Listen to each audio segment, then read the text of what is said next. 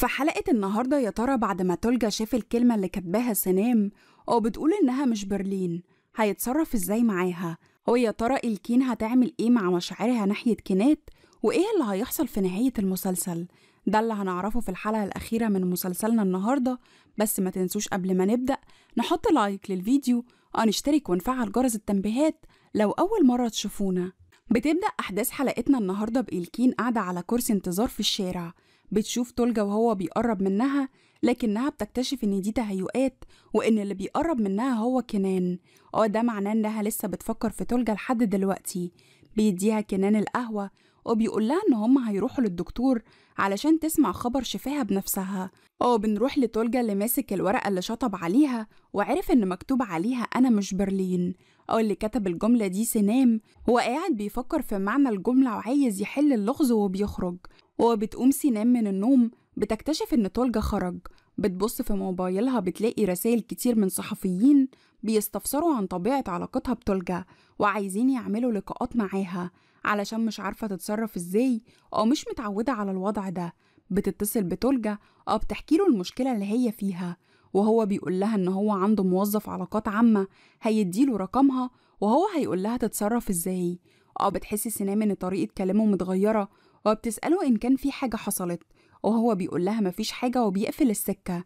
بيروح تولجا لابن عمه ووكيل أعماله السابق جنيد، بيسأله عن سبب الزيارة اللي من غير ميعاد دي. بيديله الورقة اللي مكتوب فيها أنا مش برلين، وجنيد مش فاهم حاجة ولا معنى الجملة.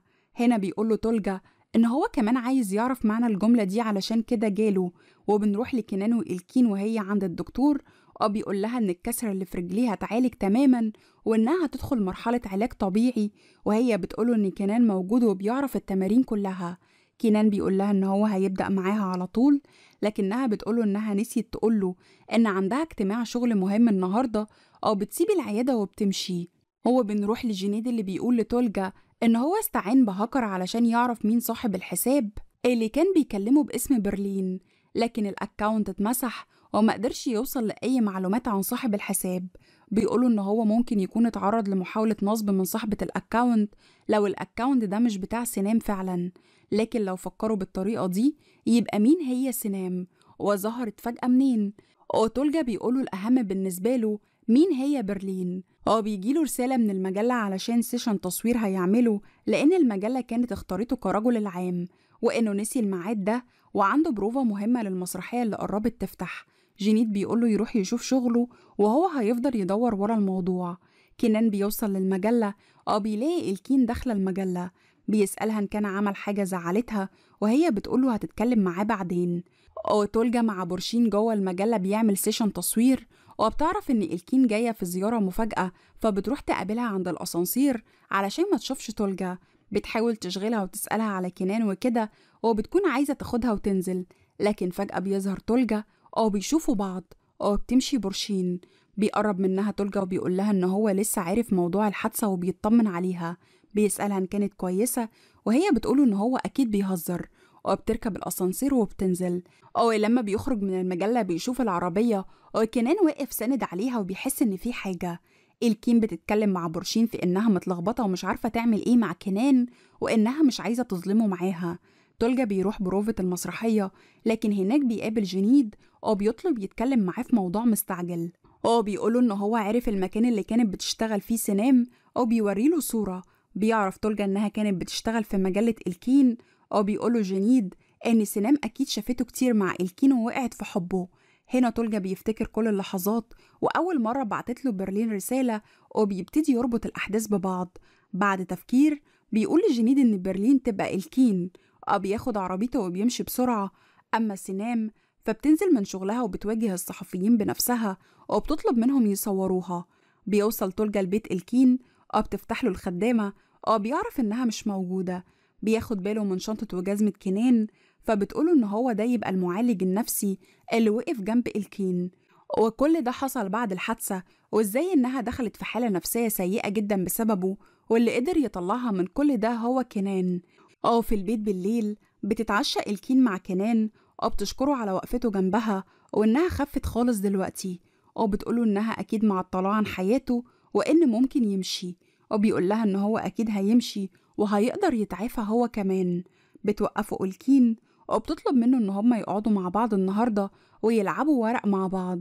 ولما بيروح تولجا المسرح بيلاقي رسائل متعلقة على حيطة أوضته كلها بتوصل لبعض لحد ما بيوصل للمراية، وهناك بيشوف سنام في المراية واقفة وراه. بتقوله إنها عارفة إن هو ما بيحبهاش لكنه حب حبها ليه وبس. بتطلب منه ينسى الماضي والرسايل وكل اللي حصل وإنهم يبتدوا من جديد ويشوفوا بعضهم بجد وبشكل حقيقي. وهو بيقول لها تأجل كل الكلام ده لبعد العرض علشان عايز يتكلم معاها. في بيت إلكين بتصحى من النوم وبتلاقي كنان صاحي وموجود في المطبخ. لما بتقرب منه بتشوف جرح قديم في دراعه لأول مرة وهو بيدار الجرح، وبتفهم إن هو مش عايز يقول لها السبب، لكنه بيوقفها ويقول لها إن كان اسمها نيش. وبيبتدي يحكي قصة حبه لبنت كان عمرها 19 سنة قابلها لما كانوا في الكلية. وبيقول إن أيامها كان مهتم بالرياضة وبيلعب كرة طايرة، كان عنده ماتش مهم هيتحدد عليه لو كان هيدخل المنتخب الوطني ولا لأ. كانت الدنيا شتا جامد وهو كان سايق بسرعة وهي راكبة جنبه، وكان ذهنه مشغول في موضوع المنتخب. فجأة عمل حادثة واتقلبت العربية، فتح عينه ولقى نفسه في المستشفى مفيش حاجة فيه سليمة. ونيش دخلت في غيبوبة لمدة 2 سنين وكان عنده أمل إنها تصحى لكنها ما صحيتش، وبعد كده ماتت. طبعا عنده إحساس إنها ماتت بسببه، وبتحضنه إلكين وبتقوله إن هو ملوش ذنب، وبتشكره إن هو فتح قلبه وحكى لها. أما تولجا بيتكلم مع جنيد إن إلكين هي اللي كانت بتكلمه وهي اللي خلت سنام تقابله، وإنه هيتكلم مع الاتنين بس بعد عرض المسرحية. بس اللي فهمه دلوقتي إن إلكين عملت كل ده علشانه. تاني يوم كنان بياخد شنطته وبينزل علشان يمشي، لكن بيقابل إلكين وبيديها النصايح الأخيرة علشان تخف تماما وتحافظ على نفسها. بيمشي وإلكين جواها صراع مع مشاعرها توقفه ولا تسيبه. وهو بيخرج برا الباب وبيقف وبيفكر إن كانت هتنادي عليه ولا لأ. بعد تردد بترجع إلكين تفتح الباب بتلاقي كنان في وشها وإنه ممشيش. هنا بتحضنه وبتقع في حبه بيقضوا يومهم مع بعض. أما سنام أمها بتكلمها في التليفون وبتشتكي إنها ما سألتش عليها وإيه حكاية تولجا اللي سمعاها. هنا سنام بتشتكي لأمها إنها مش مبسوطة وحاسة إنها بتغرق وإن الحياة اللي عايشاها مش حقيقية ومش بتاعتها. بنروح لإلكين اللي نايمة في حضن كنان بتقوله إنها هتحضر له الفطار إنها تعتني بيه 2 شهر علشان يتعافى نفسيا تماما زي ما هو عمل. بتروح بعد كده شغلها وهي مبسوطة ومنطلقة للحياة من تاني. لكن لما بتوصل الشغل بتتفاجئ بسنام مستنياها هناك وبتقول لها إنها على حق وإنهم مش ممكن يكونوا شبه بعض، وإن تولجا بيبعد عنها ومش قادرة تتواصل معاه نهائي. بتقول لها إن عرض مسرحيته النهاردة وإنه دمر حياته كلها علشان خاطر المسرحية دي وإنه لازم يمثل كويس وينجح. بتطلب من إلكين تروح تدعمه وتشوف المسرحية، وده لأنه فعلا محتاجها حقيقي مش محتاج حد تاني. أما إلكين فبتروح تتكلم مع كنان في إنها مش هتقدر تكمل معاه أكتر من كده وإنها مش عايزة تأذيه لو سابته. بتقوله إنها محتارة لأنها المفروض تروح مسرحية تولجا، وهو بيقول لها إن هو ما يعرفش إيه اللي حصل لقصة حبهم لكن متأكد إنها لسه ما انتهتش، وهي بتأكد ليه إنها انتهت. وهو بيطلب منها ما تروحش المسرحية لأنها لو راحت يبقى كل حاجة بينهم انتهت. تولجا بيجهز نفسه علشان يروح العرض، بيطلب من سنام تحضر وهي بتقوله إنها تبقى موجودة وما يقلقش. أما إلكين بتتكلم مع بورشين في إنها قالت لكنان إنها هتروح مسرحية تولجا وإنها عايزة تشوف نجاح تولجا بحلمه، لكنها لو راحت هتخسر كنان للأبد. بورشين بتقول لها إنها لازم تاخد قرار هتروح المسرحية ولا لأ. بالليل في المسرح بيبص تولجا من الكواليس على الجمهور، والجنيد بيقولوا إن في ناقد كبير جدا قاعد في الصف الأول. بيلبس تولجا خاتم إلكين لأنه بيتفائل بيه. بتوصل سنام المسرح قبل ما العرض يبدأ وبتقعد في الصف الأول جنب الناقد. بتوصل إلكين معاها بورشين بتقعد في آخر المسرح وهم لابسين نظارات سودا علشان ما يتعرفوش. بيبدأ العرض وأحداث العرض فيها تشابه كبير بين قصة حب إلكين وتولجا.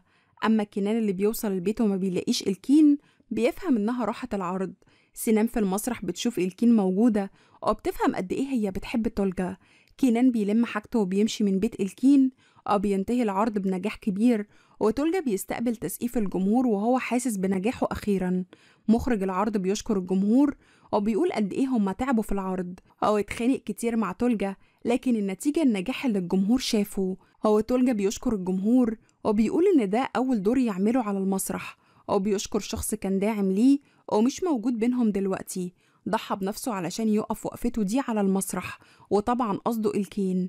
هو بتسمع إلكين كلمته وبتخرج من المسرح بسرعة، بيروح أوضته في الكواليس أو بيحتفل مع جينيد بنجاحه أو بيشكره على وقفته جنبه، بياخد التهاني من بقية كاست المسرح والمخرج.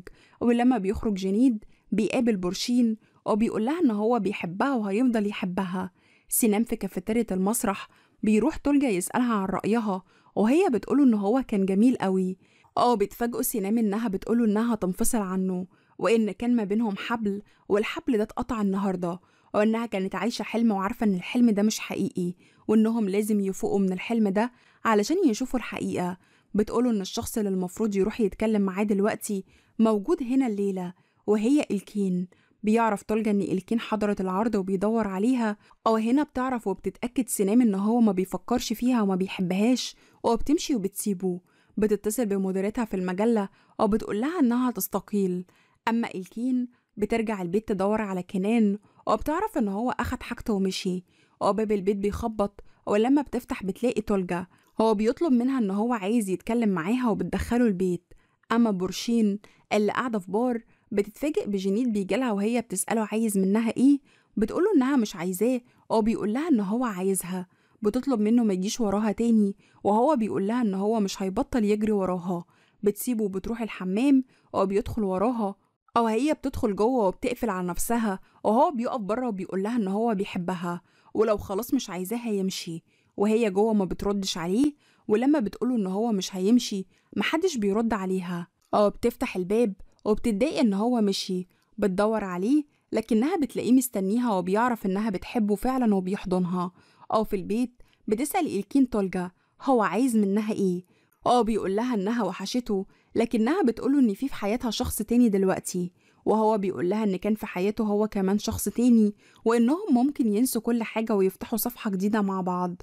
وهي بتقوله إن هم هيمثلوا بعد كل الكذب والخيانة اللي حصلت إن مفيش حاجة حصلت بينهم.